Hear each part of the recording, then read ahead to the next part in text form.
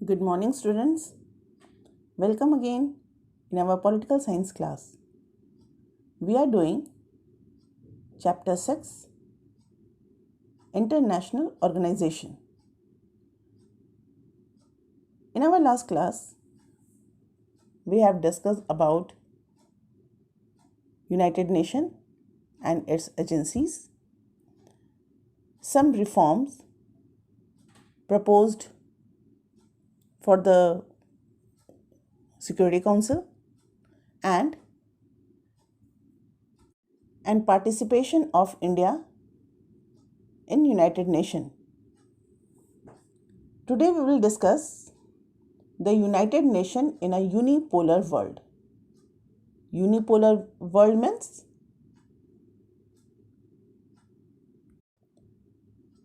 capitalist ideology of USA, in which a system in which USA is supreme power. We have studied in our first book that world was divided into two poles, means world was divided into two ideologies. One is capitalist ideology and second is communist ideology. And after the disintegration of USSR,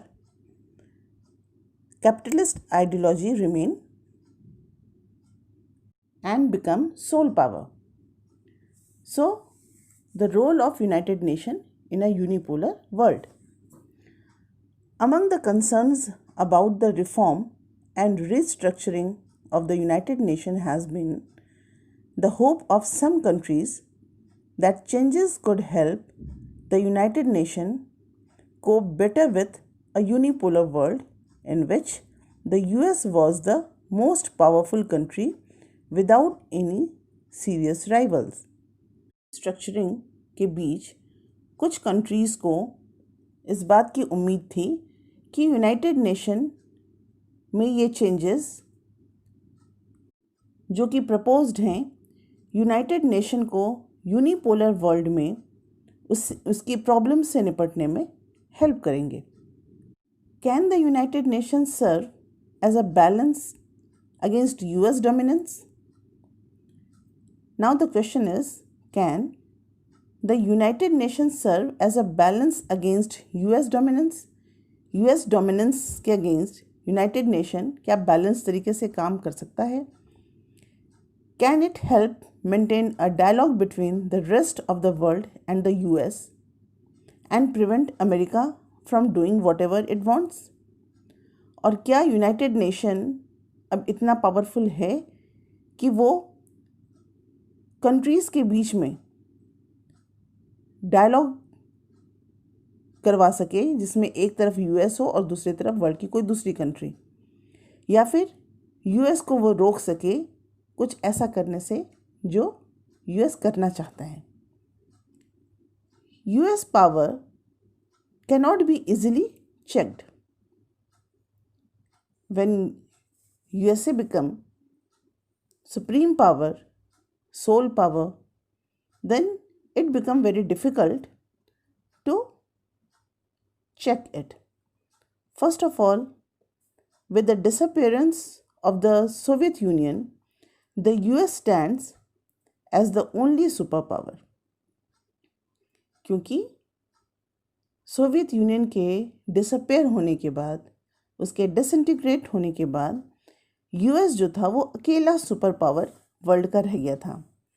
it's military and economic power allow it to ignore the United Nations or any other international organization. और US इतना एक supreme military power होने के साथ साथ एक बहुत बड़ा इकोनॉमिक पावर भी था, और जिसकी वजह से वो यूनाइटेड नेशन को या दूसरे इंटरनेशनल ऑर्गेनाइजेशंस को बहुत आराम से इग्नोर कर देता था. Secondly, within the United Nation the influence of the US is considerable. मतलब यूनाइटेड नेशन में यूएसए का दबदबा था, उसका प्रभाव था, इन्फ्लुएंस था. As the single largest contributor of the United Nations, the US has unmatched financial power. वैसे भी हमने देखा कि यूनाइटेड नेशन का कंट्रीब्यूशन यूएस का कंट्रीब्यूशन यूनाइटेड नेशन में सबसे ज़्यादा है और सबसे ज़्यादा कंट्रीब्यूटर होने की वजह से दूसरा कोई फाइनेंशियल पावर उसको मैच ही नहीं कर पाता. The fact that the United Nation is physically located within the US territory gives Washington additional source of influence. और यूनाइटेड नेशन का जो हेडक्वार्टर है वो कहाँ है? वो भी वॉशिंगटन में है. और यूएस की टेरिटरी में होने की वजह से भी यूनाइटेड नेशन पर यूएस का इन्फ्लुएंस ज़्यादा था. यूनाइटेड नेशन का हेडक्वार्टर भी वॉशिंगटन में, तो यूएस की टेरिटरी को यूज़ करने की वजह से यूनाइटेड नेशन पर यूएस का इन्फ्लुएंस भी ज़्यादा था. The US also has many national in the UN bureaucracy. और यूनाइटेड नेशन का जो ब्यूरोक्रेसी है उसमें जो ऑफिशियल्स हैं उनमें यूएस के नेशनल्स भी ज़्यादा हैं, यूएस के लोग ज़्यादा हैं, क्योंकि हेडक्वार्टर वॉशिंगटन में है, अमेरिका में है, तो उसमें काम करने वाले ऑफिशियल्स भी जो हैं वो मैक्सिमम यूएस के ही हैं. तो ब्यूरोक्रेट्स जो हैं वो यूएस नेशनल्स ज़्यादा हैं. In addition, with its veto power, the US can stop any moves that it finds annoying or damaging to its interest. और क्योंकि हमने देखा कि परमानेंट मेंबर के पास वीटो पावर है और ये वीटो पावर यूएस के पास भी है, तो वीटो पावर होने की वजह से यूएस ऐसा कोई भी मूव जो उसके इंटरेस्ट के अगेंस्ट हो, उसको परेशान करने वाला हो, तो उसको अपने वीटो के थ्रू रोक देता है. With its veto power, the US can stop any moves that it finds annoying or damaging to its interest or the interest of its friends and allies. अपने ही नहीं, अगर कोई ऐसा डिसीजन यूनाइटेड नेशन अगर US या US की allies के खिलाफ भी अगर लेना चाहता है, तो यूनाइटेड नेशन अपनी फ्रेंडशिप निभाते हुए अपना वीटो पावर यूज़ कर सकता है. The power of the US and its veto within the organization also ensures that Washington has a considerable degree of say in the choice of the Secretary General of the United Nations. साथ ही साथ US का power और उसका veto, organisation में जो उसका veto power है और उसका जो इन्फ्लुएंस है, वो दोनों ही वॉशिंगटन में जो हेडक्वार्टर है उसका रुतबा बढ़ा देते हैं. किस चीज़ में? सेक्रेटरी जनरल को चुने जाने में, क्योंकि ब्यूरोक्रेट्स जो हैं वो मैक्सिमम वॉशिंगटन के ही हैं, यूएस नेशनल हैं, और ऐसे में किसको सेक्रेटरी जनरल चुना जाना चाहिए, इसमें यूएस नेशनल का भी, यूएस ब्यूरोक्रेसी का भी बहुत बड़ा रोल होता है. The US can and does use this power to split the rest of the world and to reduce opposition to its policies. और यूएस क्या कर सकता है? यूएस अपने पावर को यूज़ करके जो अपोजिशन है उसमें स्प्लिट पैदा भी कर सकता है, जिससे कि उसका अपोजिशन कमज़ोर हो जाए. The United Nation is not therefore a great balance to the US. तो ऐसे में हम कह सकते हैं कि यूनाइटेड नेशन यूएस के अगेंस्ट एक बहुत बैलेंस्ड इंस्टीट्यूशन नहीं है. Nevertheless, in a unipolar world in which the US is dominant, कम से कम एक यूनिपोलर वर्ल्ड में जहाँ की यूएस इतना डोमिनेंट है, वहाँ यूनाइटेड नेशन यूएस के पावर को मैच नहीं कर सकता, उसको बैलेंस नहीं कर सकता.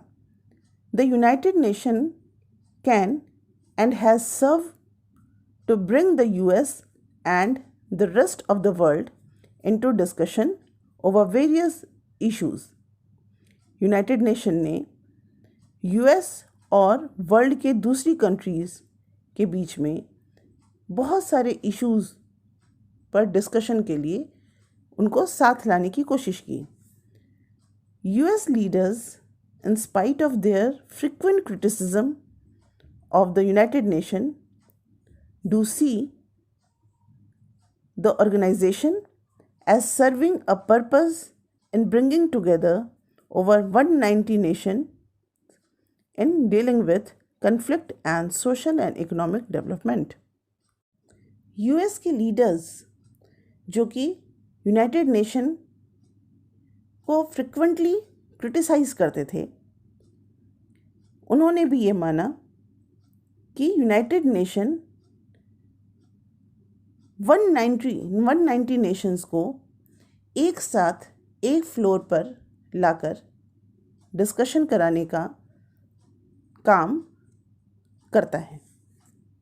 As for the rest of the world, the United Nations provides an arena in which it is possible to modify US attitudes and policies. और ऐसे में रेस्ट ऑफ द वर्ल्ड के लिए यूनाइटेड नेशन एक arena provide करता है जिसमें US की एटीट्यूड और यूएस की पॉलिसीज़ को मॉडिफाई करने की संभावना नज़र आती है.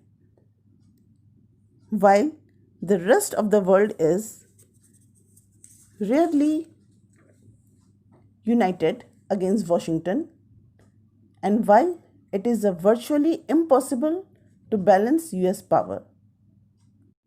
हालांकि पूरा वर्ल्ड वॉशिंगटन के अगेंस्ट बहुत मुश्किल से ही यूनाइटेड हो पाया, क्योंकि यूएस के अगेंस्ट वर्ल्ड का ऑपोजिशन में आना ये लगभग इम्पॉसिबल है. एक साथ मिलकर भी पूरे वर्ल्ड के रेस्ट ऑफ द कंट्रीज़ का एक साथ मिलकर भी यूएस को बैलेंस कर पाना ये एक तरह से मुश्किल है.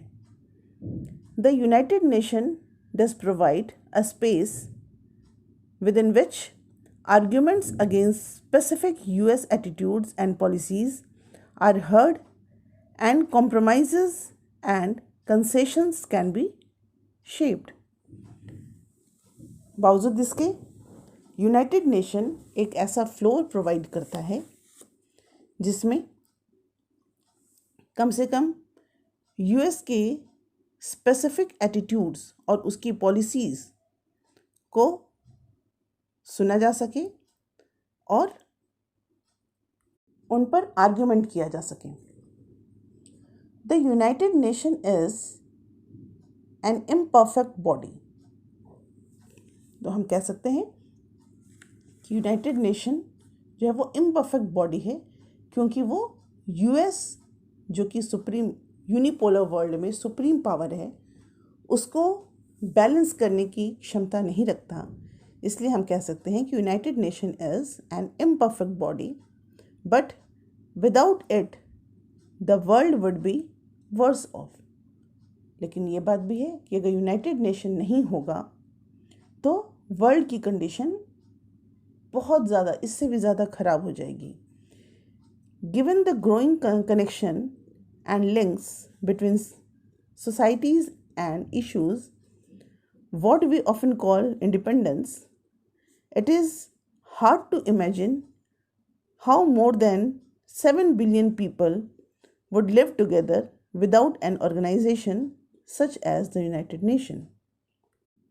सोसाइटीज़ और उनके बीच की जो ये बढ़ते हुए इश्यूज़ हैं जिनको हम इंडिपेंडेंस कहते हैं,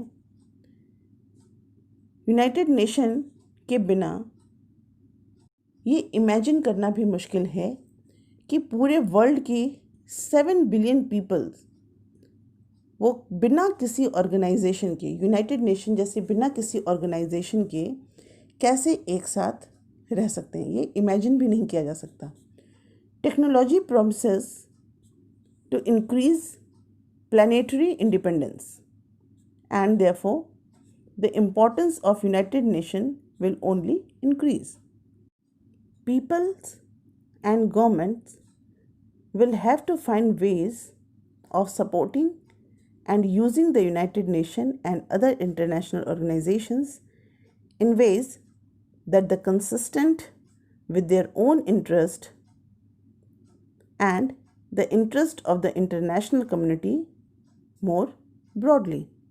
इसलिए वर्ल्ड के लोगों को और वर्ल्ड की गवर्नमेंट्स को एक रास्ता ढूंढना होगा कि किस तरह से यूनाइटेड नेशन और दूसरे ऑर्गेनाइजेशन से इंटरनेशनल कम्युनिटी के लिए बेहतर उम्मीद की जा सके, बेहतर काम किया जा सके। Now we have concluded our chapter international organisation, but one thing is left. Have a quick look on the United Nations Secretaries General from beginning to till now. The first Secretary General of United Nations was Trygve Lie. He was from Norway. Lawyer and foreign minister, worked for ceasefire between India and Pakistan on Kashmir,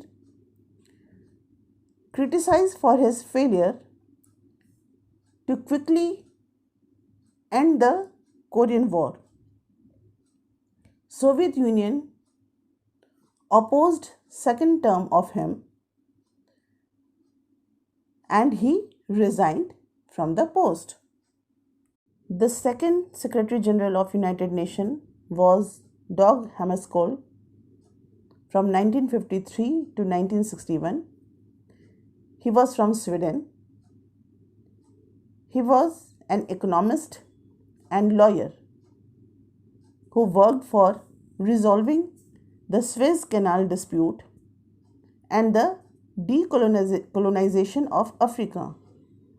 And he was awarded Nobel Peace Prize posthumously, means after death, in 1961 for his efforts to settle the Congo crisis. Soviet Union and France criticized his role in Africa. The third Secretary General was U Thant from 1961 to 1971, and he was from Burma, Myanmar. He was teacher and diplomat, worked for resolving the Cuban Missile Crisis and ending the Congo crisis, established the United Nations Peacekeeping Force in Cyprus, and criticized the US during the Vietnam War. The fourth Secretary General was Kurt Waldheim from 1972 to 1981. Austria. He was from Austria. He was diplomat and foreign minister of Austria. Made efforts to resolve the problems of Namibia and Lebanon. He oversaw the relief operation in Bangladesh. China blocked his bid for a third term. Then fifth US Secretary General was Xavier Perez de Cuellar. From 1982 to 1991, he was from Peru. He was lawyer and diplomat, worked for peace in Cyprus, Afghanistan, and El Salvador. He mediated between Britain and Argentina after the Falkland War and negotiated for the independence of Namibia. Then Boutros Boutros Ghali, 1992 to 1996. He was from Egypt. He was diplomat, jurist, foreign minister, issued a report, an agenda for peace, conducted a successful United Nations operation in Mozambique. He was blamed for the United Nations failure in Bosnia, Somalia, and Rwanda. Due to serious disagreement, the US blocked a second term for him. Then Kofi Annan, 1997 to 2006. He was from Ghana. United Nations official created the Global Fund to fight AIDS, tuberculosis, and malaria, declared the US-led invasion of Iraq as an illegal act, established the Peace Building Commission and the Human Rights Council in 2005, awarded the 2001 Nobel Peace Prize.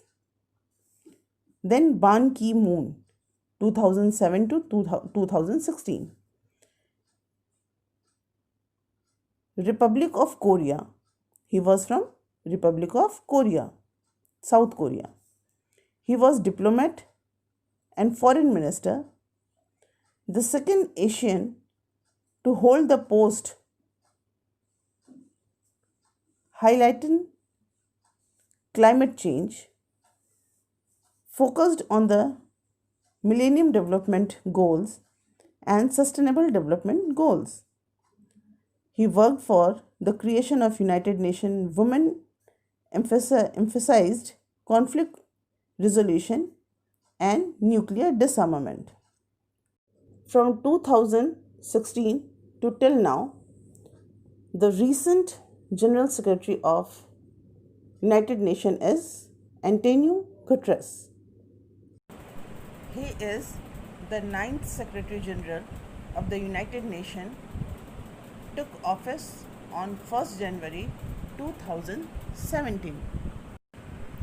So student, this is all about this chapter 6. Now we will discuss next chapter in our next video. Go through your book, read the chapter carefully, and if there is any query, if there is any doubt, you can contact me anytime. Thank you and have a nice day.